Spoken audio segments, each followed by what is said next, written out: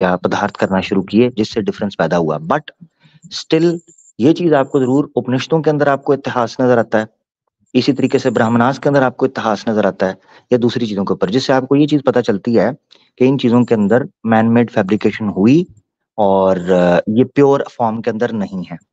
ठीक है, मिसाल के तौर पर भविष्य पुराण है, भविष्य पुराण अगर आप उसको देखें तो उसमें बड़े अजीबोगरीब वाकयात हैं। चंद सैकड़ों साल पहले के, 700-800 साल, 900 साल पहले के वाकयात भी आपको मिल जाते हैं, और इतनी डिटेल के साथ मिलते हैं कि आपको साफ पता चलता है कि ये समय गुजरने के बाद, जब वो घटनाएं घट गई हैं, उसके बाद किसी ने बैठकर ये भविष्य बनाकर लिख दिया है, ताकि अपने शास्त्रों और ग्रंथों की उत्तमता को सिद्ध कर पाए कि देखो कितना गुप्त ज्ञान था इन शास्त्रों के अंदर, ये चीजें। मगर कुछ चीजें सच भी हैं पुराने समय की, ऐसा ही है। असल में मैं आपको दीदी, सॉरी, मैं यहाँ ना एक और पॉइंट रखना चाहता हूँ। इस्लाम क्यों डिफरेंट है, कुरान क्यों डिफरेंट है दूसरे ग्रंथों से, उसके पीछे एक रीजन है, ये बड़ा जरूरी है समझना। वेद हो, बाइबल हो या दूसरे ग्रंथ हो, उनमें और कुरान में सबसे बड़ा फर्क यह है कि कुरान का क्लेम भी और प्रूव्स भी अपने पास रखता है 100% एक्यूरेट होने के, जिस तरह अल्लाह के रसूल ने पेश किया। अभी हम ये बात नहीं कर रहे कि अल्लाह के रसूल वाकई सच्चे रसूल थे या रेवोल्यूशन हुई थी, अभी ये डिस्कस नहीं कर रहे। अभी ये बता रहे हैं कि मान लो कुरान मोहम्मद सल्लल्लाहु अलैहि वसल्लम ने दुनिया को इंट्रोड्यूस करवाया, ये चीज सबसे बड़ी हकीकत है एविडेंस की बुनियाद के ऊपर कि जो कुरान अल्लाह के रसूल पाक सल्लल्लाहु अलैहि वसल्लम ने दुनिया को इंट्रोड्यूस करवाया था, वो उसी फॉर्म के अंदर आज हमारे पास मौजूद है। बस इतना फर्क है दूसरे ग्रंथों के अंदर हमारे। अब हुआ क्या, उन ग्रंथों के अंदर चाहे वेदास हैं या बाइबल है, सच के साथ साथ झूठ की मिलावट हो गई। इस्लाम, कुरान, अल्लाह और ईमान और एक सच्चा इंसान, ये कभी गवारा नहीं करते हैं कि वो सच के साथ झूठ की मिलावट करें। दीदी मैं एक मिसाल से देता हूं, आपको समझाता हूं। आपके सामने एक गिलास पानी हो, बड़ा जबरदस्त, और उसमें मैं एक कतरा जहर मिला दूं, एक कतरा, आप वो पानी पी लेंगी दीदी? जी नहीं, कभी भी नहीं पिएंगी, कभी भी नहीं पिएंगी। अच्छा, एक गिलास पानी हो और कीचड़ का, गटर का एक कतरा उसमें मिला दूं, आप पिएंगी? नहीं पिएंगी, सीधी बात है, बिल्कुल नहीं। नहीं पी। इस्लाम बस ये आपको कहता है, इस्लाम कहता है औज़ बिल्लाहि मिनश शैतानिर रजीम, लिमा तलबिसून अल हक्क बिल बातिल व तक्तुमुल हक्क व अंतुम तालमून। ए इंसानों तुम्हें क्या हो गया, ए मनुष्य तुम्हें क्या हो गया कि सच के साथ साथ झूठ को भी स्वीकार किए बैठे हो? तुम्हारा ईमान, तुम्हारा कर्तव्य तो ये था कि केवल सत्य को स्वीकार करना है, झूठ की मिलावट भी ना होने पाए। ये क्या हो गया है तुम्हें? अब सनातनियों से जब हम कहते हैं कि वेदास करप्ट हो गई हैं, जी वेदास करप्ट हो गई हैं, तो फिर छोड़ दो इन शास्त्रों को। पुराणास करप्ट हो गए हैं, जी करप्ट हो गए हैं, तो छोड़ दो फिर इन शास्त्रों को। मनुस्मृति, मनुस्मृति करप्ट हो गई है, जी करप्ट हो गया, तो छोड़ दो फिर इन शास्त्रों को। हाँ जी, हमने छोड़ दिया इन शास्त्रों को, सनातन धर्म किसी शास्त्र पर नहीं चलता। तो फिर ये पूजा वूजा क्यों कर रहे हो? ये पूजा कहां से आई? श्री राम कहां से आए? श्री कृष्णा कहां से आई? शास्त्र साइड पे हो गए तो ये सारे आए कहां से? सोचो यार, थोड़ा सा दिमाग लगाओ, 1 मिनट के लिए सोचो। शास्त्र करप्ट हो चुके, शास्त्रों में जो कुछ था वो करप्टेड है, फिर कैसे पता चलेगा कि खालिस कौन सा रहा, शुद्ध कौन सा रहा और अशुद्ध कौन है, पवित्र कौन सा है और पवित्र कौन सा है?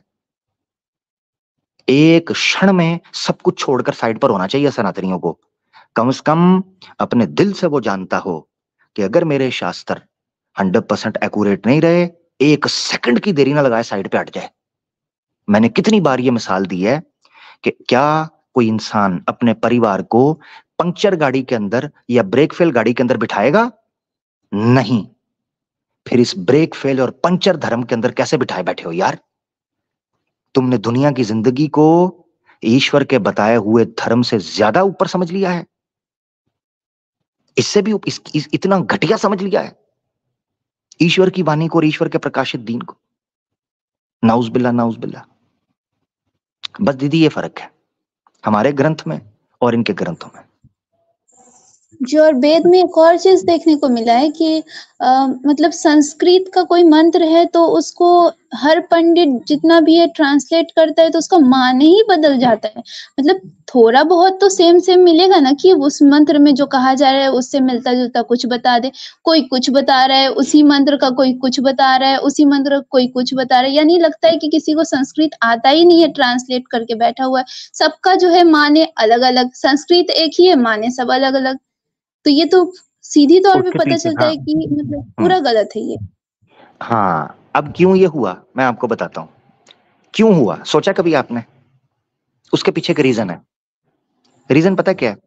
रीजन ये है कि जिन लोगों ने इन तक वेद पहुंचाए ना, उन्होंने वेदों का सार नहीं पहुंचाया।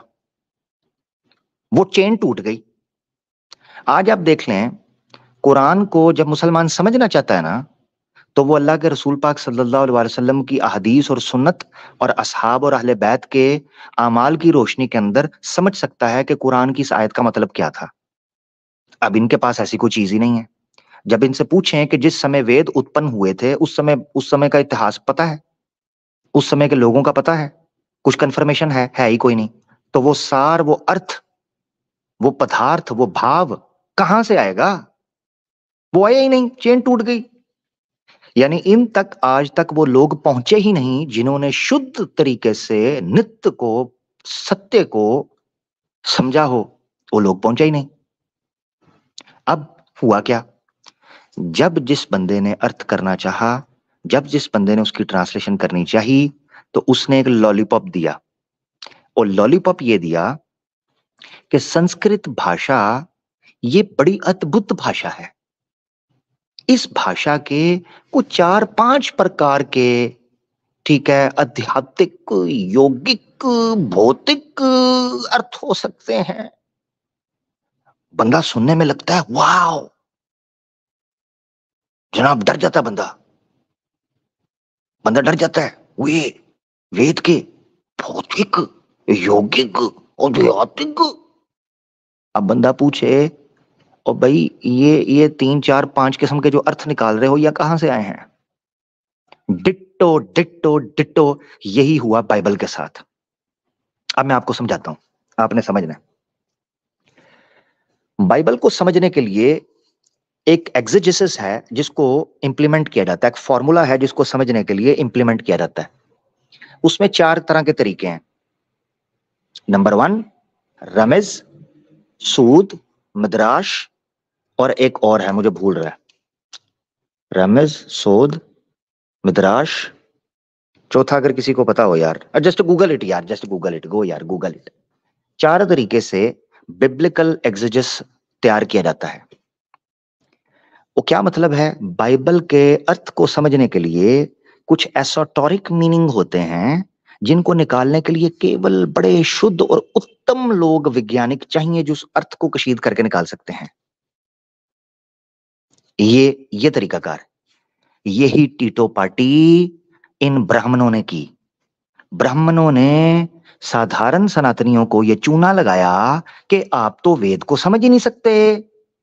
वेद के अर्थ तो होते हैं 5-6 प्रकार के। आप बैठ के सोचते रहो, आप ढूंढते रहो कौन सा ठीक है। तो लोगों ने, ये बेचारे इतने बोर हो गए, इन्होंने जान छुड़ाई और भाग गए। इन्होंने कहा हम मानते ही नहीं ऐसी वेद को, ये 5-6 प्रकार के अर्थ कौन निकालेगा। यही चीज कुछ अनफॉर्चुनेटली हमारे लोगों में से करने की कोशिश की कुरान के साथ, मगर चल नहीं पाए। चल नहीं पाए।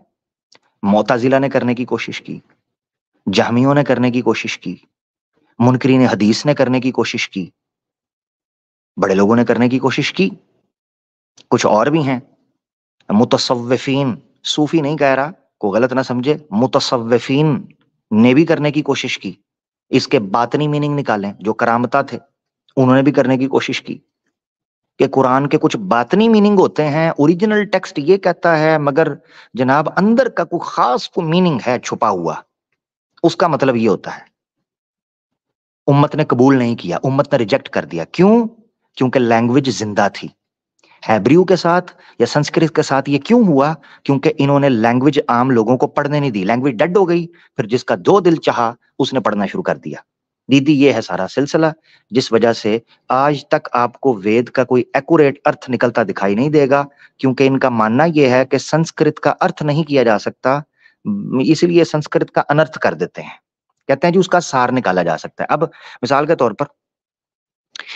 तौर पर एक मंत्र है मशहूर, गायत्री मंत्र। दीदी पता है आपको जी गायत्री जी मंत्र? आता भी होगा आपको तो वैसे, जी जी आते हैं। सुनाए जरा फिर। ओम भूर्भुवस्वः तत्सवितुर्वरेण्यं भर्गो देवस्य धीमहि धियो यो न प्रचोदयात्। क्या बात है, क्या बात है। अब दीदी जानकर हैरानगी होगी कि जहां ऋषि विश्वामित्र जो हैं उनको इसका ध्यान हुआ और ऋषि विश्वामित्र ने गायत्री मंत्र को के सार को समझा, वहीं दूसरे ऋषि भी हैं। यानी एक गायत्री मंत्र है और दो लोग उसको डिफरेंट तरीके से समझ रहे हैं। ये होता रहा तो फिर बाद वाले लोगों ने तो फिर करना ही करना है।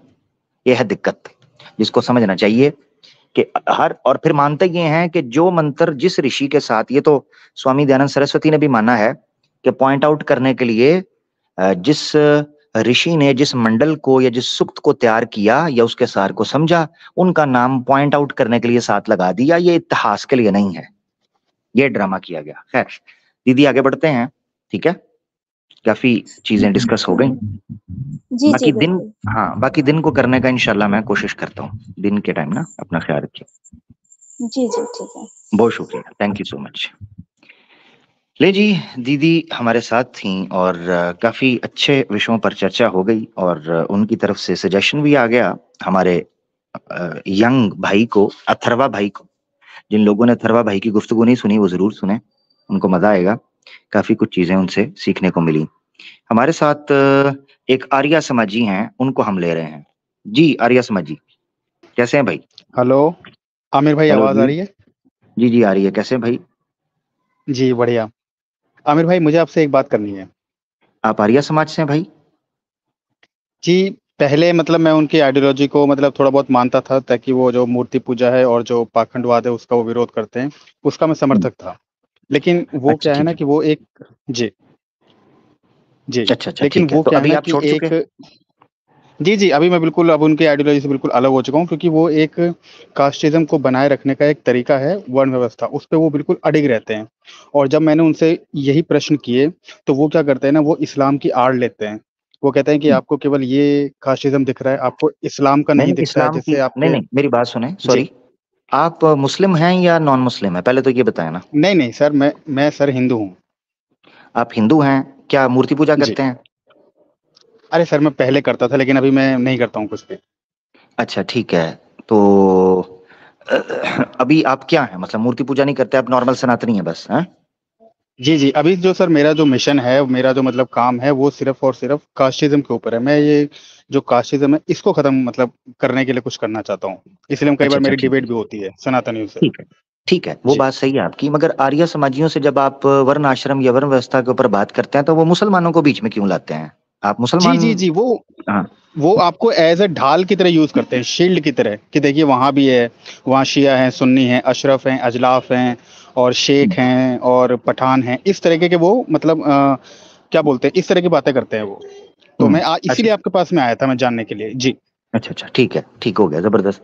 अच्छा, शिया सुन्नी पर तो बड़ी दफा बात हो चुकी है कि वो कास्ट वगैरह में वर्ण में नहीं आते।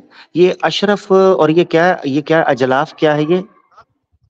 जी सर, ये हमारे इंडिया में ना कुछ ऐसी कुछ बनाए हुए हैं। खैर मैं तो मुस्लिम नहीं हूँ, नहीं तो क्या, मुझे ज्यादा नहीं हाँ, पता। नहीं जी क्या मतलब क्या है इसका, अजलाफ का क्या मतलब है? ये सर आपकी जो मोहम्मद साहब हैं, उनके जो शायद डिसेंडेंट बोलते हैं, क्या बोलते हैं उनको, शायद शेख बोलते हैं, और उन्हीं के ही जो क्रम से चले आ रहे हैं, तो उनको वो अच्छा एक इसका, हायर हाँ उसमें रखते हाँ, हैं। तो जी इसका ऐसे करें को प्रमाण दे दें कि ये जो अजलाफ होते हैं ये शेख होते हैं, और शेख जो होते हैं ये डिसेंडेंट ऑफ प्रॉफिट मोहम्मद सल्लल्लाहु अलैहि वसल्लम होते हैं। ये वहां से इसका को प्रूफ दे दे जरा, क्योंकि ये मैंने स्क्रिप्ट बहुत बार, आपको नहीं कह रहा, आप वाकई जानने के जी लिए आए होंगे, आपको मैं गलत नहीं कह रहा, मगर ये स्क्रिप्ट मैंने बहुत बार सुनी है, तो आज मुझे फर्स्ट टाइम मौका मिला है कि मैं ये ना वर्ड जान सकूं कि अशराफ किसे कहते हैं, अजलाफ किसे कहते हैं, पसमानदा किसे कहते हैं, शेख किसे कहते हैं। ये अगर वर्ण मानते हैं ना तो ये जरा मैं ना आज मैं इसकी भी कुंडी खड़का कर छोड़ूं। तो आप अच्छा भाई आप आ गए हैं तो मैं समझना चाहता हूँ, ये अजलाफ जरा थोड़ा समझाएं मुझे क्या है। ये सर मैंने एक वीडियो देखा था, वो काफी उसके मिलियंस में सब्सक्राइबर भी हैं, हाँ तो उसको उन्होंने छोड़ वो दें, वीडियो बनाया था। उसको छोड़ देना, हाँ उसको छोड़ें। उसने वीडियो जी। बनाकर भाग गया, वो तो नहीं आया, आप आ गए हैं। वो तो भाग गया, हम्म। मिलियंस में सब्सक्राइबर भी ले गया, मिलियंस में व्यूज भी ले गया, मिलियंस में सुपर चैट भी ले गया, और हम हमारे सामने तो नहीं आया आज तक कोई। ना मुझे कम बखत को नेशनल टीवी पर लेता है कि मैं इनसे पूछूं ये शराफ अजलाफ होता क्या है। ये जो पूरा उसने जनाब वो चार्ट बनाकर दिखाते हैं ट्रायंगल के अंदर, देखें जी ये नीचे से ऊपर जाता है, ऊपर से नीचे आता है, दाएं से बाएं निकल जाता है और बाएं से खिसक कर दाएं हो जाता है। ये जो पूरा चार्ट है ना, मुझे ये आज समझना है ये अजलाफ और ये कैसे लिंक होता है। वीडियोस को छोड़ें, आर्या समाजी भाई, ओके। एक्स आर्या समाजी भाई को प्रमाण आपके पास है तो जरूर। सर देखिए, मेरे पास तो खैर ऐसा कोई प्रमाण तो नहीं है सर, क्योंकि मैं तो हाँ इतनी सी मुस्लिम बात। नहीं हूँ, लेकिन मैं आपसे हाँ जानने के लिए आया था। ये गप है, जी। इसे कहते हैं, हाँ मैं आपको बताता हूँ, इसे कहते हैं गप्पस्तान रेडियो, बकबकैया.com, समझ रहे हैं ना। इसको बोलते ओके। हैं मुसलमानों के खिलाफ जब कोई बात ना हो तो फटाफट छूट से कह देना हल्ला हल्ला हल्ला हल्ला, नियोग नियोग प्रथा फलाना। अच्छा जी, कोई बात नहीं मिली, 3 तलाक 3 तलाक 3 तलाक। उसी टाइप का ये बकबकैया.com और गप्पस्तान रेडियो है। कुछ भी ताल्लुक इसका इस्लाम से नहीं है। जो यहाँ समाज के अंदर मुसलमान थे, जो जिनके पुरख हिंदू रहे, उन्होंने बाद में इस्लाम धर्म को स्वीकार किया, वो जिन कुल और गोत्रों के अंदर बसे हुए थे, उसी को टूट फूट कर आगे पीछे कर कर उसी समाज के अंदर फंसे रह गए। पाकिस्तान के अंदर कई ऐसी कुप्रथाएं हैं जो हिंदू धर्म से आई हुई हैं, जैसे जहेज का मसला है, ठीक है, जैसे मेहंदी की रस्में हैं, जैसे ब्याह की कुछ रस्में हैं। ये सारी टीटो पार्टियां हिंदू धर्म की बिगड़ी हुई शक्ल में कुप्रथाएं जो सनातन धर्म में थी, वो मुसलमानों के अंदर घुस गईं, जिनका इस्लाम से कोई लेना देना नहीं था। आज तक मुझे ये वर्ड अशराफ अजलाफ पसमानदा, वो पसमानदा तो वर्ड ही फारसी का है यार। मैं तो उस दिन एक का चीज इंतजार बताऊं कर। सर। जी सर जो आप पसमानदा की बात कर रहे हैं ना, ये सर हमारे इंडिया में कॉन्सेप्ट है कि जब भी जो मतलब लोगों ने SC ST और जो OBC के लोगों ने जो कन्वर्ट किया ना, उनको शायद पसमानदा बोला जाता है, ऐसा कुछ है। अब मैं आपको बताता हूँ, अब मैं आसान लफ्जों में आपको बताता हूँ, आपने अगर वाकई समझना है तो आपको पता चलेगा। मिसाल के जी। तौर पर मैं आपको समझाने के लिए, और हो सकता है आपके माध्यम से कई और लोगों को समझ आ जाए। मिसाल के तौर पर मान लीजिए आर्य समाजी भाई, मेरे पास इस वक्त 5 करोड़ रुपए है, ठीक है, मान ले, ठीक है, वो 5 करोड़ रुपए का मैं बिजनेस करता हूं। 1 महीने के अंदर बिजनेस ठप होता है, मैं आ जाता हूं रोड पर, ठीक है। आर्य समाजी भाई समझ रहे हैं, जी सुन रहे सुन हैं? रहा हूँ आपकी बात। जी सुन रहा हूँ। अच्छा, हाँ, ये जो मैंने काम किया है 5 करोड़ की इन्वेस्टमेंट कर कर बेकार सारा खराब करके रोड पे आ गया, ये आपके साथ भी हो सकता है ना? जी बिल्कुल हो सकता है। ये क्रिश्चियन के साथ भी हो सकता है ना? जी बिल्कुल। ये सिख के साथ भी हो सकता है ना? जी। ये किसी एथियस्ट के साथ भी हो सकता है ना? जी सर, ये तो किसी के साथ भी हो सकता है। किसी के साथ, बस जिसके साथ होता है उसको कहते हैं पसमानदा। अब समझ आई? इसका इस्लाम से क्या लेना देना? पसमानदा का मतलब है ऐसा व्यक्ति जो फटे हाल हो, जो पीछे रह गया, बस। ये एक फाइनेंशियल, एक इकोनॉमिक स्टेटस था। ओके। इसका कोई ताल्लुक धर्म के साथ, जन्म के साथ, भेदभाव के साथ था ही नहीं। एक आदमी अमीर था, गरीब हो गया, एक गरीब है, एक बेचारा मेहनत मजदूरी कर रहा है, उसकी उसकी जेब खाली है। फारसी के अंदर, उर्दू के अंदर उसके लिए बोलता है पसमानदा। पसमानदा क्या मतलब है? पस का मतलब है पीछे, मांदा का मतलब है गिरा हुआ, यानी टूटा हुआ, थका मांदा, जैसे बोलते हैं थका मांदा। तो पसमानदा का मतलब होता है जो फाइनेंशियल प्रोग्रेस की दौड़ से पीछे रह गए हैं लोग, ठीक है। ओके। बस ऐसे, जैसे उर्दू के अंदर बोला जाता है थका मांदा। थका मांदा का मतलब होता है वो शख्स जो थक कर पीछे बैठ गया हो। जैसे दौड़ लग रही है, उसमें जो दौड़ने वाला है वो थक जाता है, पीछे बैठ जाता है, उसको बोलते हैं थका मांदा। इसी तरह पसमानदा है। ये आपके साथ भी हो सकता है, मेरे साथ भी हो सकता है, क्रिश्चियन के साथ, एथियस्ट के साथ। इन उल्लू के पट्ठों ने इस्लाम की नफरत में चंद इस्तिलाहों और टर्म्स को घड़कर जिसे कहते हैं ना कार्ड खेलना, बस ऐसे ही बड़ बड़ बड़ बड़। इसलिए मैंने कहा ये बकबकैया.com है, बकबकैया, कुछ पता नहीं है, ना अरबी से लेना देना, ना फारसी से लेना देना, ना उर्दू का कुछ पता, ना इस्लाम का कुछ पता, ना सनातन का पता, बस बकबकैया.com। इसलिए मुझे ज्यादा चिड़ इन चीजों पर चढ़ती है कि आता जाता कुछ भी नहीं और हम किसी से पीछे भी नहीं, क्या लेना अच्छा देना। आमिर भाई जी, आपसे एक चीज इसी मतलब क्या बोलते हो, इसी इश्यू पे एक चीज और है कि जैसे हमारे जो मंदिर होते हैं उसमें क्या होता है कि जो सबसे जो बड़ा जो पुजारी होता है वो खास ब्राह्मण ही होता है, ठीक है, उसके अलावा कोई और हो नहीं सकता। तो इसी तरीके से जैसे इस्लाम में जैसे मस्जिद है, तो सबसे बड़ी जो मस्जिद है मेरे ख्याल से इंडिया में जामा मस्जिद है, वो दिल्ली में जो है। तो इसी प्रकार की और भी मस्जिदें हैं, तो इनके जो प्रमुख होते होंगे तो उनको क्या बोलते हैं और वो कौन लोग बन सकते हैं जी? हदीस के अंदर आया है, उसमें किसी किस्म का, यानी मिसाल के तौर पर कोई फलां नस्ल का है, फलां कास्ट का है, फलां ब्राह्मण का बेटा है, फलां क्षत्रिय का बेटा है, फलां उसका है, फलां पंडित है, पांडे है, शर्मा है, ये नहीं आता। उसमें आता है नॉलेज वाला होना। मिसाल के तौर पर हदीस है, अल्लाह के रसूल पाक सल्लल्लाहु अलैहि वसल्लम ने फरमाया, तुम में इमामत वो करे जो तुम में कुरान को ज्यादा जानता हो, ज्यादा, ठीक है, ज्यादा जानने वाला। अच्छा, अब सवाल उठा कि अगर दो लोग हैं, दोनों का ही नॉलेज बराबर आ रहा है, दोनों ही पाए के हैं, फील हो रहा है कि दोनों ही जानते हैं, फिर क्या करें? तो अल्लाह के रसूल ने कहा जो उम्र में बढ़ाओ, बुजुर्गी आ चुके ना, उम्र में बढ़ाओ, उसको आगे कर दो, अदब और एहतराम में, ये चीज कही गई। यहां तक के एक हदीस मौजूद है कि अल्लाह के रसूल पाक सल्लल्लाहु अलैहि वसल्लम ने एक टीन एज बच्चे को एक इलाके का इमाम बना दिया था। यह हदीस मौजूद है, टीन एज बच्चे को, क्योंकि उस इलाके में सबसे ज्यादा कुरान का जानने वाला वो बंदा था। अब मिसाल के तौर पर अगर मस्जिदों के अंदर जो अपॉइंटमेंट की जाती है वो जात पात पर या इन चीजों पर की जाती, तो इस्लाम के अंदर सबसे पहली अजान मक्का के ऊपर, खाना काबा के ऊपर चढ़कर जिस शख्स ने दी है, वो तो अरब की नजर के अंदर सोशल स्टेटस के एतबार से बड़ा छोटा समझा जाता था। मुशरिकीन के यहाँ बिलाल हबशी सबसे पहली अजान उन्होंने दी, बल्कि जितनी देर आका दो जहां जिंदा रहे हैं सल्लल्लाहु अलैहि वसल्लम, हजरत बिलाल हबशी ही मस्जिद में अजान देते रहे हैं। और एक दूसरे सहाबी थे जो तहज्जुद की देते थे, अब्दुल्लाह इब्न उम्म मक्तूम, नबीना सहाबी थे, वो भी फर्क करने के लिए नबीना, वो भी नबीना थे, लो नबीना आदमी, ब्लाइंड आदमी, उसको अजान के लिए कहते थे। ये चीज समझनी चाहिए।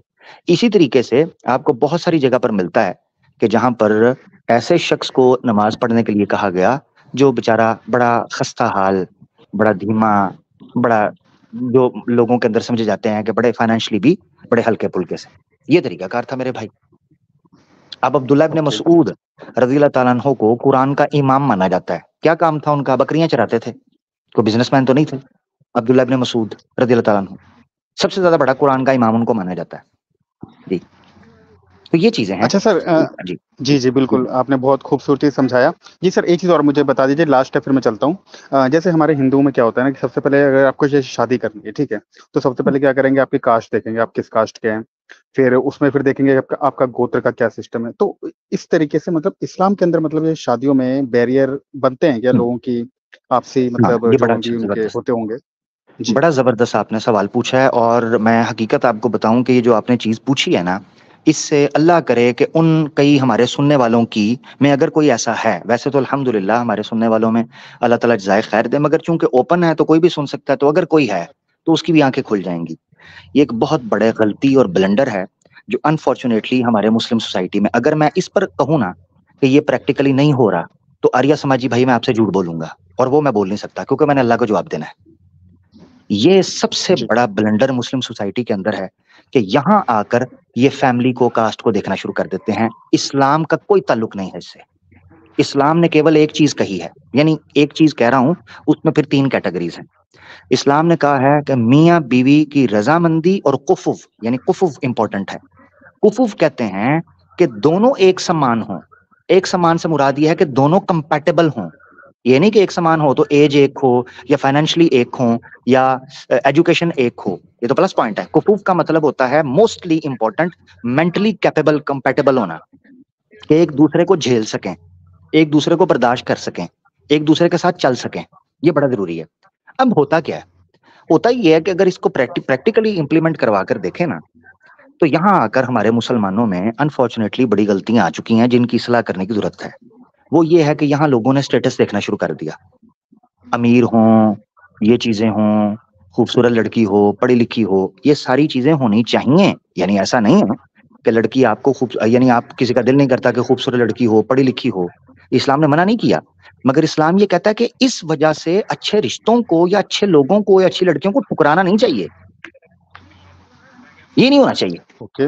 ये जरूरी है, ये बेस है। मिसाल के तौर पर एक हदीस है, अल्लाह के रसूल ने फरमाया कि औरत से निकाह 3 चीजों की वजह से किया जाता है, उसकी खूबसूरती की वजह से, उसके हसब नसब की वजह से, या उसके पाक साले और दीनदार होने की वजह से।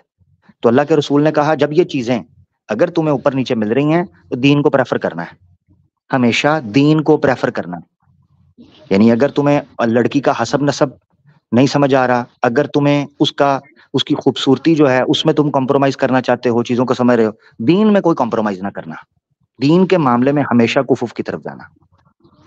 तो ये बड़ा जरूरी है। अब इसमें अनफॉर्चुनेटली आप ठीक कह रहे हैं, यहाँ पर मुसलमानों ने गलत फहमियों का शिकार हुए हैं, और वो किसी भी समाज के अंदर हो सकता है, उसकी इस्लाह करनी जरूरी है। वेयर एज जब हम ये कहें कि इस्लाम ने ये कहा है तो इस्लाम ने ये चीज नहीं कही हुई, ये जरूरी है।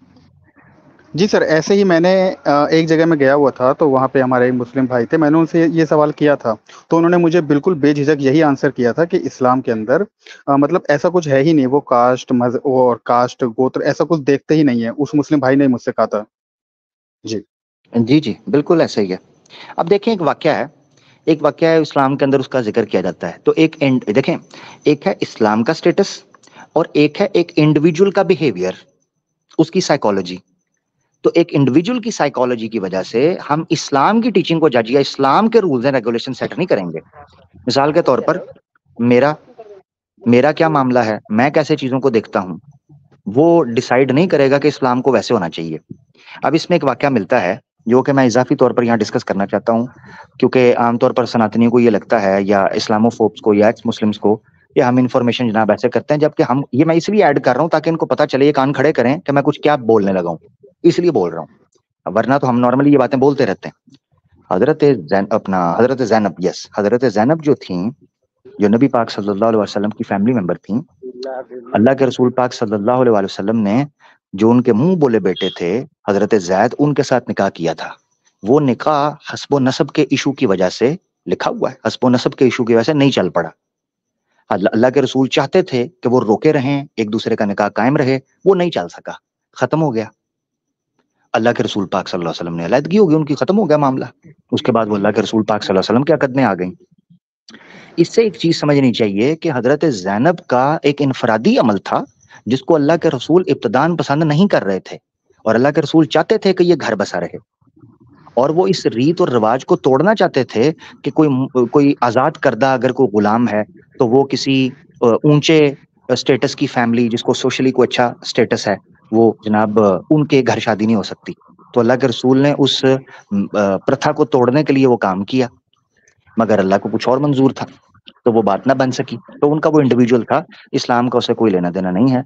इस्लाम में आप एक लड़की या लड़का जिस बेसिस के ऊपर शादी करते हैं, उसमें टॉप प्रायोरिटी आपकी इस्लाम ही आपसे डिमांड करता है कि धर्म रहना चाहिए, कि कोई व्यक्ति कितना धार्मिक है ये देखा जाए, वो ज्यादा उत्तम है, बजाय इसके कि पैसा देखा जाए, बजाय इसके कि खूबसूरती देखी जाए, बजाय इसके कि पावर, स्टेटस, पॉलिटिक्स, ये चीजें देखी जाएं, उससे बेहतर है धर्म देखा जाए, क्योंकि ये चीजें लालच बाद में फिर आपको नुकसान पहुंचाती हैं।